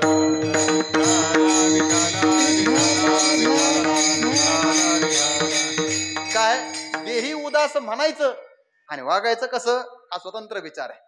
म्हणजेच देहावर उदास या अभंगावर कीर्तन करायच्या अगोदर जर आम्ही कीर्तनाला नट्टापट्टा करून आलो असू तर मग आमच्या कीर्तन करण्यावर पण शंका निर्माण होते. बरोबर आहे ना. नक्की आम्ही कीर्तनासाठी आलोय का देहासाठी आलोय. जे देही उदास, मी सांगत होतो मामा सांगण्याची ओवी, त्यांच्याकडे कुणी आलं तर त्यांची स्मरणिका पाहिजे काहीतरी. आता जसं फोटो काढतात ना, त्यावेळेस मामांकडं काही लोक यायचे, हातात कागद पेन घेऊन यायचे आणि मामा तुमची सही करा. आता जसं आपण फोटो काढून घेतो तसं पूर्वीच्या काळात काय घ्यायचे, मोठ्या माणसाची सही घ्यायचे ना. मग मामांकडे जर कुणीही सही मागण्याकरता आलं तर ते कधीही स्वतःच्या नावाने स्वाक्षरी करत नसायचे. मग ते त्या कागदावर एक ज्ञानेश्वरीतली ओवी लिहून द्यायची. ती ओवी मला इथं विषयाकरता महत्वाची. तेवी सदभ्यासे निरंतर, चित्तासी परमपुरुषाची मोहर, लावी मग शरीर असो अथवा जावो. चित्ताला सत अभ्यासाने निरंतर परमपुरुषाची मोहर लावा आणि मग हे शरीर, या शरीराबद्दल इतकं उदास व्हा, शरीर राहिलं तरीही त्याचा विचार नाही करायचा आणि शरीर गेलं तरीही त्याचा शोक करायचा नाही. विठ्ठल विठ्ठल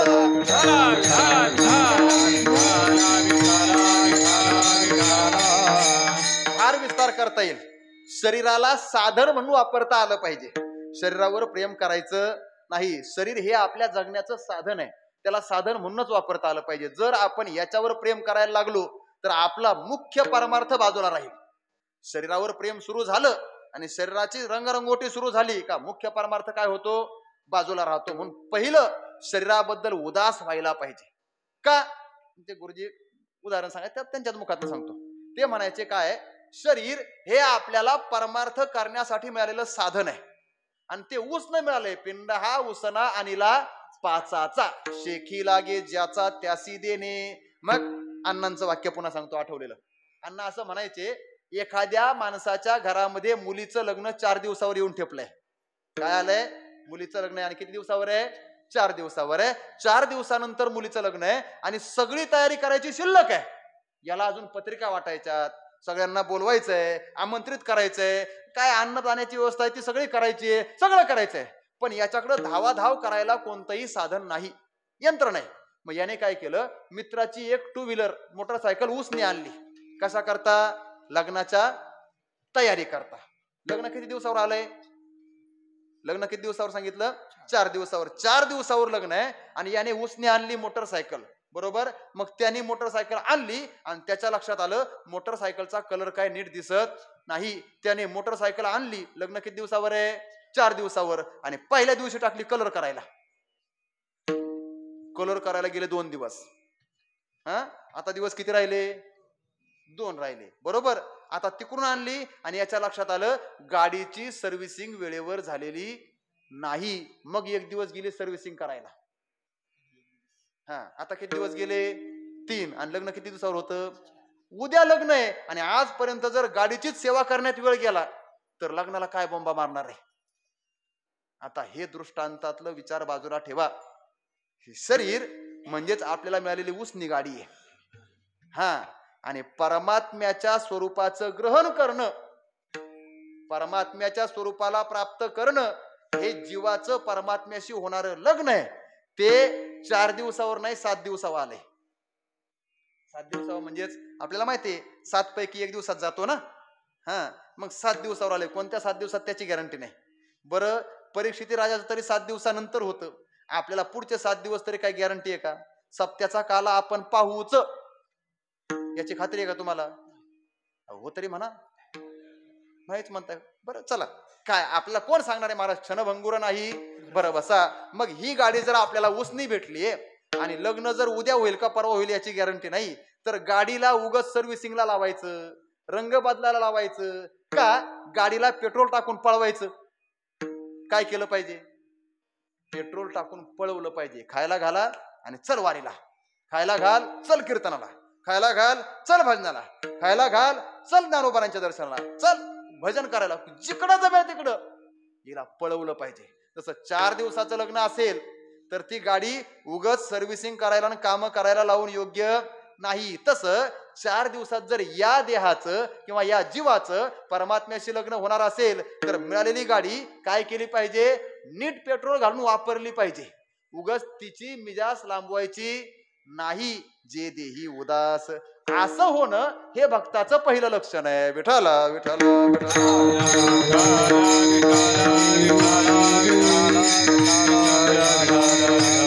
मग देहावर उदास होणं, वेळेची मर्यादा आहे, थोडस पुढे सांगतो. देहावर उदास होणं हे भक्ताचं पहिलं लक्षण केलं. औदासीन्य म्हणजे देहासक्ती पूर्णतः शून्य केलेली आहे. देहाचं प्रेम अत्यंतपणे नष्ट केलेलं आहे. आणि असा भक्त झाला तेवढ्याने भक्ताचं लक्षण व्याप्त होत नाही, मग अतिव्याप्ती संभवतेच. पुढे ती घालवण्याकरता गेली आशा पाश निवारुनी, भक्ताच्या जीवनामध्ये कोणतीही आशा शिल्लक राहायला नको आहे.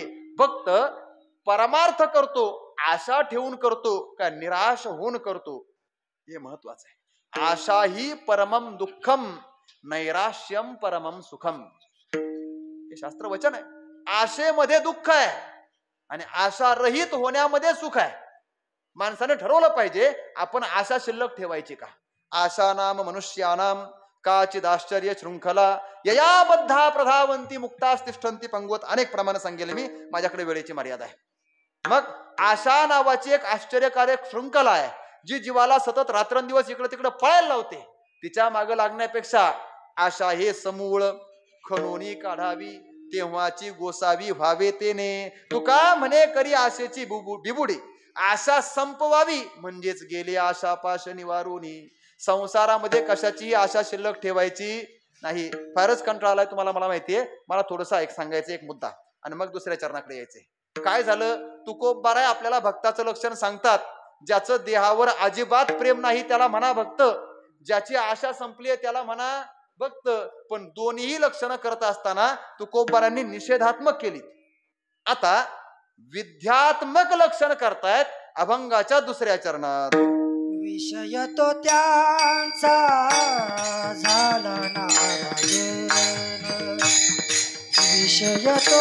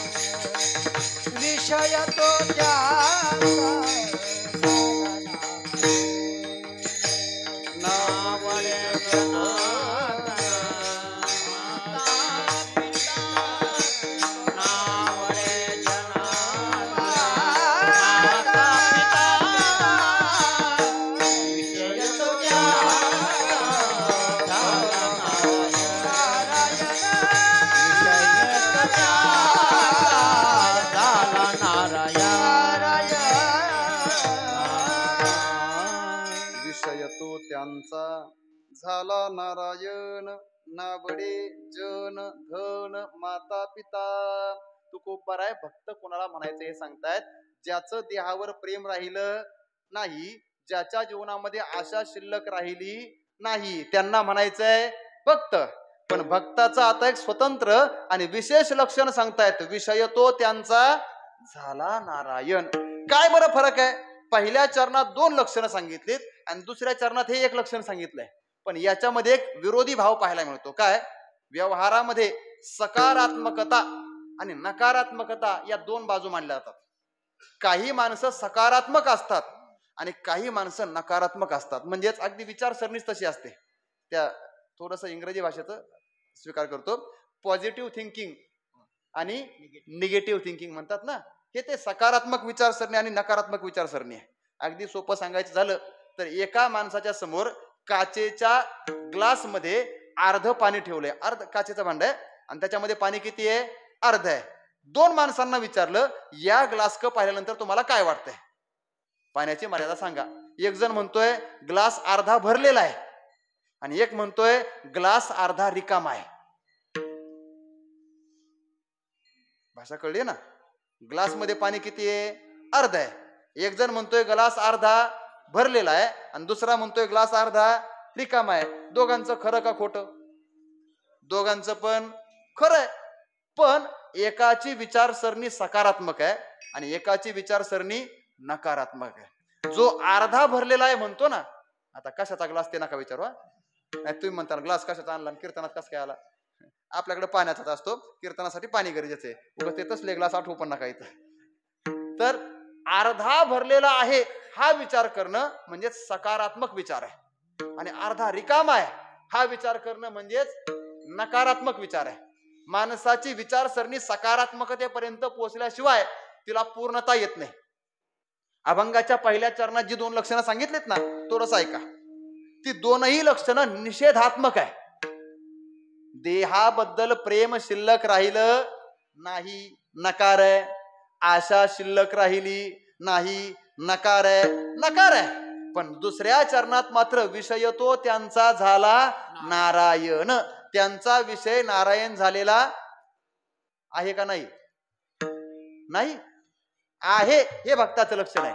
मग पहिल्या चरणात नकारात्मक बोललेत आणि दुसऱ्या चरणात सकारात्मक बोललेत, पण दोन्हींचा अर्थ मात्र एकच आहे, विठ्ठल विठ्ठल विठ्ठल.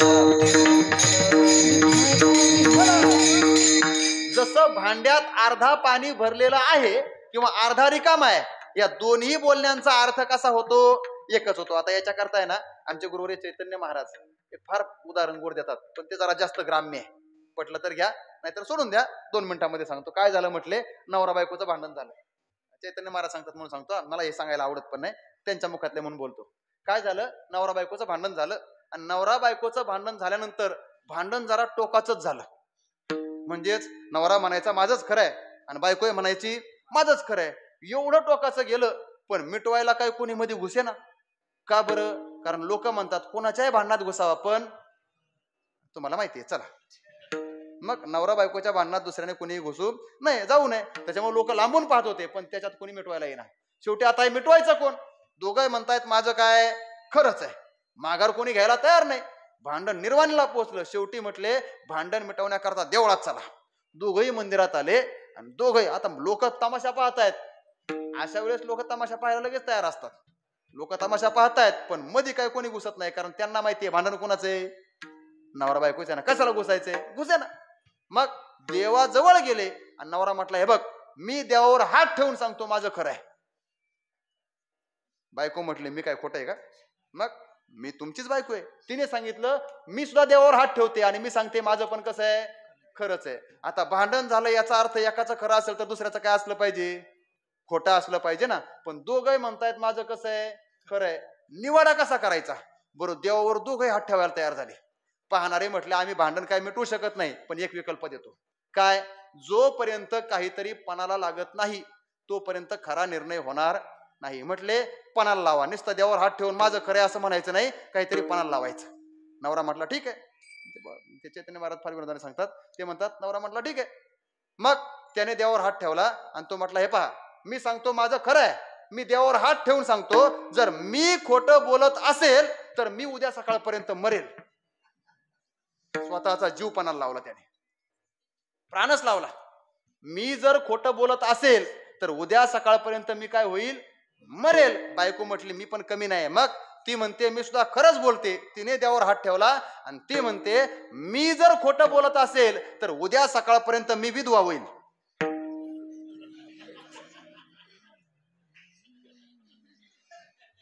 झालं, उदाहरण संपलं. आता प्रश्न विचारूच का? नवरा म्हणतोय मी मरेल आणि बायको म्हणते मी विधवा होईल. सोपं बोलू, नवरा बायकोच्या भांडणात कोणी खरं बोला आणि कोणी खोटं बोला, मरणार कोण? अहो बोला की, तुमच्या बाजूने बोलतोय मी. कोणाचं मरण आहे शेवटी? नवऱ्याचंच आहे ना.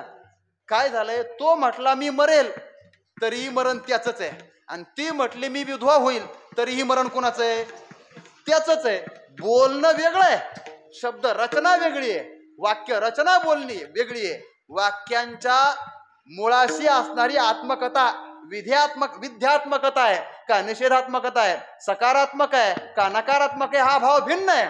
पण दोन्ही वाक्यांचा अर्थ मात्र किती होतो? एकच होतो. तसं निषेधात्मक बोलणं असेल, आशा शिल्लक राहिली नाही, देहाबद्दलचं प्रेम शिल्लक राहिलं नाही, हे निषेधमुखाचं बोलणं आहे. आणि विषय नारायण झालेला आहे, हे विधिमुखाचं बोलणं आहे. पण या निषेधमुखाच्या बोलण्याचा आणि विधिमुखाच्या बोलण्याचा, विरुद्ध बोलण्याचा अर्थ मात्र एकच आहे. विठ्ठल विठ्ठल विठ्ठल.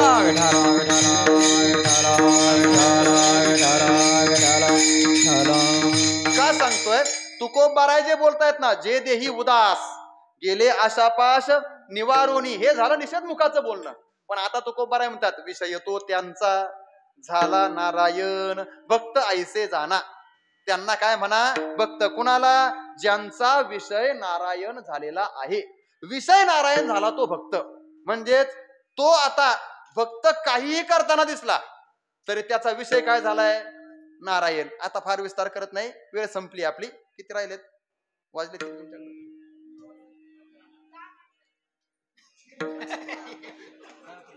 11ला 15 मिनिटं कमी आहेत ना, मला 11ला 5 मिनिटं कमी असताना थांबायचंय. मग ज्ञानोबा तुकोबाराय बोलतायत, विषय तो त्यांचा झाला नारायण. विषय त्यांचा नारायण झाला हे म्हणत असताना याच्यात थोडासा एक व्याकरणाच्या अंगाने प्रश्न विचारतो. चला, विषय तो त्यांचा झाला नारायण का विषय तो त्याचा झाला नारायण? त्यांचा, त्यांचा आणि त्याचा या दोन शब्दात काय फरक आहे? त्यांचा हे काय आहे? अनेक वचन आहे. आणि त्याचा हे काय आहे? एकाचा विषय नारायण नाही झाला, विषय तो त्यांचा, अनेकांचा विषय नारायण झालाय. अर्थात भक्त अनेक आहेत. भक्त किती आहेत? अनेक आहेत. पण भक्त अनेक जरी असले, आस्थेची महापुरी रिघताती कोटीवरी, कोट्यवधी जरी भक्त असले तरी सगळ्या भक्तांचा विषय मात्र किती आहे? एकच आहे. एक विषय तो सकळांचा हरी, त्याच्या आवडीने आवडी इतरी. गवळणींचं वर्णन फार गोड केलं निवळोबारायांनी. गवळणी अनेक आहे पण सगळ्या गवळणींचा विषय किती आहे? एकच, भगवान श्रीकृष्ण परमात्मा. एक अर्थ. आणि याचा दुसरा अर्थ असा करा, विषय तो त्यांचा. भक्त एकच, एक शब्द आहे ना, मग एका भक्ताला अनेक इंद्रिय असतात. थोडस ऐका, एका भक्ताला इंद्रिय किती असतात? अनेक असतात. पण एका भक्ताच्या अनेक इंद्रियांचा विषय सुद्धा किती झालाय? एकच. कोण? विषय तो त्यांचा, म्हणजेच भक्ताच्या इंद्रियांचा. कोण झालाय? झाला नारायण. उदाहरण सांगू, प्रमाणच सांगतो. येणे मुखे तुझे वर्णी गुणनाम, म्हणजेच मुखाचा विषय कोण झाला? देव झाला. डोळे भरून या पाहिन तुझे मुख, डोळ्याचा विषय कोण झाला? देव झाला. कान भरून या ऐकेन तुझी कीर्ती, कानाचा विषय कोण झाला? देव झाला. वाहे रंगी टाळी नाचेन उदास, ते देई हातास पाया सुख, हाताचा पायाचा विषय कोण झाला? देव झाला, नारायण झाला. आणि शेवटी तुका म्हणे माझा सकळ देह भाव. इंद्रियांच्या जेवढ्या भावना आहेत, इंद्रियांच्या जेवढ्या वृत्ती आहेत, अंतःकरणाच्या प्रत्येक क्षणाला उद्भूत होणाऱ्या जेवढ्या वृत्ती आहेत, त्या लाखो कोट्यवधी वृत्ती जरी असल्या तर त्या सगळ्या वृत्तींचा विषय एकस्मिन एव काले विषय तो त्यांचा झाला नारायण. आणि याच्या पुढे मग नावडे जन, नावडे धन, नावडे माता, नावडे पिता. आता एक छोटासा प्रश्न निर्माण होतो, तेवढा प्रश्न सांगतो, उत्तर देतो आणि कीर्तन सेवा संपवतो. चला, मला माहितीये 2 चरण राहिलीत. तुम्ही दुसऱ्या कीर्तनकार कोणी आलं तर त्यांना विचारा आणि त्यांच्याकडनं ऐकून घ्या लागलं तर. पुन्हा अभंग सगळ्यांच्या परिचयाचा आहे, सरळ पण काढण्यासारखा आहे. मी मला पुढच्या वर्षी बोलवा असं म्हणणार नाही, कारण ते अपेक्षा नाही. मला सांगायचंय काय, नावडे जन धन माता पिता याचा विचार करत असताना जन आवडत नाही, ठीक आहे, कारण जन परमार्थाला प्रतिबंध करतं. धन आवडत नाही हेही पटलं, धनाची अपेक्षा नाही. पण माता पिता आवडत नाही हे कसं काय शक्य आहे? कारण आपल्याला शिकवलंय मातृ देवो भव. आई वडील कोण आहेत? देव आहेत. मग विषय तो त्यांचा झाला नारायण. नारायण म्हणजे देवाची भक्ती करायची आहे आणि आई वडिलांची उपेक्षा करायची. नावडे माता, नावडे पिता हे कसं काय पडतं? बरं, अजून बारकावा पहा. आम्ही ज्याची उपासना करतो तो नारायण, तो परमात्मा विष्णू पंढरपूरला विटेवर उभा आहे. पुंडलिकाने काय केलं म्हणून? माता पित्यांची सेवा केली म्हणून. आणि तुम्ही म्हणतायत नावडे माता पिता, हे कसं शक्य आहे? तर याचा अर्थ एवढाच करा, माता पिता आवडत नाहीत असं नाही, मग परमार्थाला प्रतिबंध करणारे माता पिता आवडत नाहीत. जे माता आणि जे पिता परमार्थ करू देत नाहीत ते आवडत नाहीत. जे माता पिता देवापासून भक्ताला दूर करतात ते आवडत नाहीत. उदाहरण सांगायचे, प्रल्हादे जनक विभीषणे बंधू, राज्य माता निंदू भरते केली. भक्त प्रल्हाद आला, हिरण्यकशिपू आवडत होता का नारायणाचं नाव आवडत होतं? काय आवडत होतं? नारायणाचं नाव आवडत होतं. म्हणून तर त्या भक्त प्रल्हादाच्या समोर त्याचा सख्खा बाप देवाने नृसिंह अवतार घेऊन फाडला, पण याने त्याला फाडू नको असं म्हटलं नाही. कारण नावडे पिता, जो पिता परमार्थाला प्रतिबंध करतो, नाव घेऊन येते देवाचे, तो बाप आवडत नाही. आणि दुसरं उदाहरण, राज्य माता निंदू भरते केली. भरताची सख्खी आई कैकेयी, पण तिला धिक्कारित केलं, तिला तिरस्कृत केलं आणि भरत राजाचा, राज्याचा आणि मातेचा त्याग करून वनात जाऊन राहिला. का? कारण त्याला हे सांगायचं होतं, ही जरी माझी सख्खी आई असती ना तरी हिने माझ्यात आणि रामात ताटातूट निर्माण केली. जी देवात आणि माझ्यात विभक्तता निर्माण करते, अशी सख्खी आई जरी असली तरी ती नावडी. नावडी जन, नावडे धन, नावडे माता, नावडे पिता. माता ज्याला काहीच आवडत नाही त्याच्या संबंधाने विचार करा, त्याची काळजी कोण करणार? निर्वाणी गोविंद. असे मागे पुढे काहीच साकडे पडून दी. मग महाराज त्याचा निर्णय काय असतो, निश्चय काय असतो? अभंगाच्या शेवटच्या चरणात तुका तुका म्हणे सत्य कर्मावा विसाय. तुका म्हणे सत्य कर्मावा विसाय. तुका मन सत्य कर्मावा विसाय. तुका मन सत्य कर्मावा विसाय. घातलिया भाया नरका जाणे. घातलिया भाया नरका जाणे. विषय तो त्यांचा झाला नारायण. विषय तो त्यांचा झाला नारायण. घातलिया भय नरका जाणे. घातलिया भय नरका जाणे. विषय तो त्याचा झाला नारायण. विषय तो त्याचा झाला नारायण. विठोबा रखुमाई. विठोबा रखुमाई.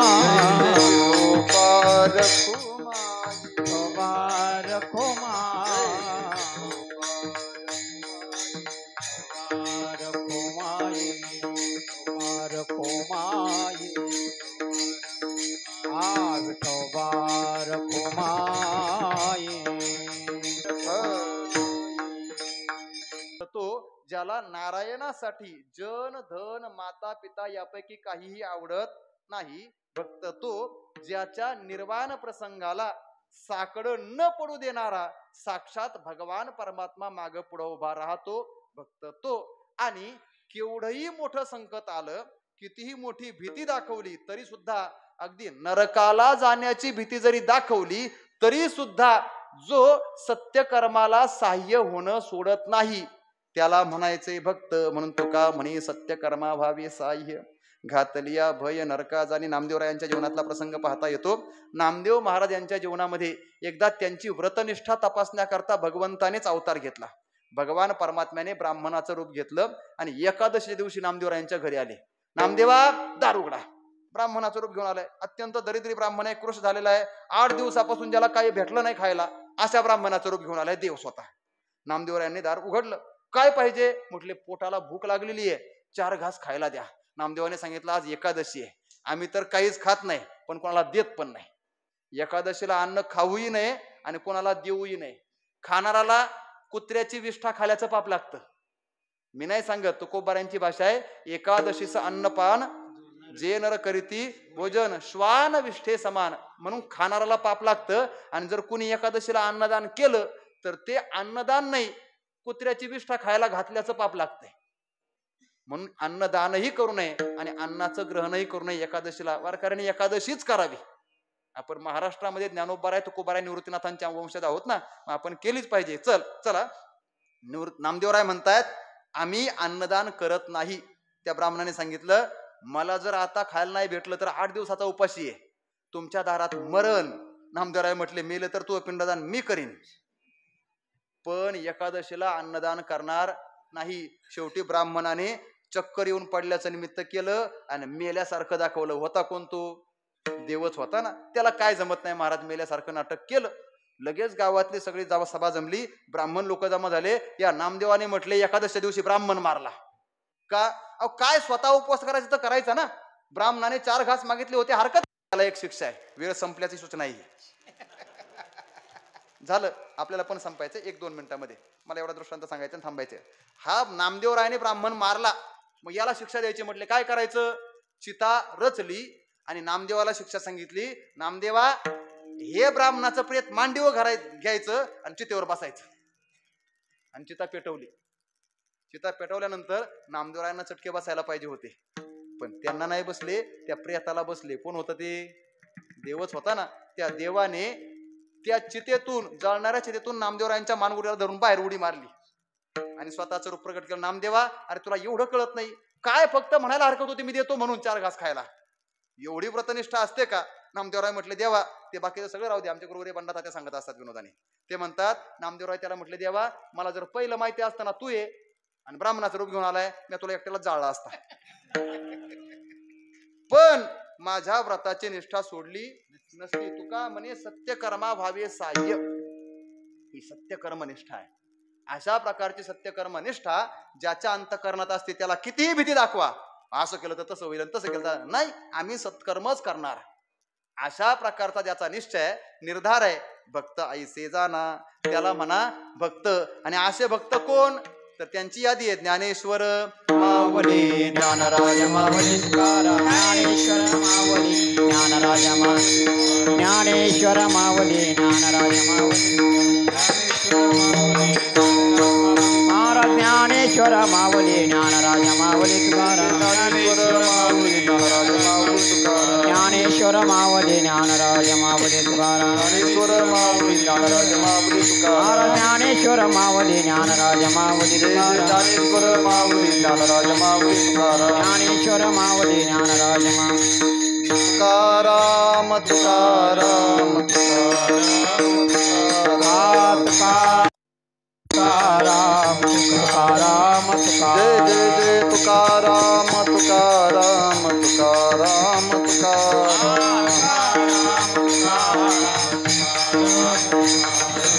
तुकाराम, तुकाराम, तुकाराम, तुकाराम, तुकाराम, तुकाराम, तुकाराम, तुकाराम, तुकाराम, तुकाराम, तुकाराम. स्तरीय न्यूनते पुरते अधिकते सरते, करुणे घ्यावे तुमते विनवितो असे पायाच्या प्रसादे. काही बोलिलो विनोदे मद क्षमा करणे, संते नोही अंगभूत युक्तीन भ्या उपदेश. तुमचे बडबडलो शेष तुमच्या कृपेचे पोसणे, जन्मोजन्मी तुका म्हणे यदत्र सौष्ठवम किंचित, तद गुरुवरेव मे नाही यदत्रा सौष्ठवम किंचित, तन्ममैव गुरुवर नाही झालेली चिंतन सेवा. माझं आराध्य दैवत भगवान श्री पांडुरंग परमात्मा, श्रीमान निवृत्तीनाथ महाराज, विश्वमौली ज्ञानोबराय, जगद्गुरु श्री तुकोबराय, आदी करून सकल संत आचार्य, माझ्या वारकरी शिक्षण संस्थेचे सगळेच गुरुवर्य, माता पिता, देवरूप आपण सर्वच श्रोतृ मायबाप सर्वांच्या चरणावर समर्पित करतो. बोलत असताना एखादा अपशब्द किंवा अपसिद्धांत गेला असेल तर तो वाणीचा दोष, योग्य असेल ते सद्गुरुदेवांचे निश्चित.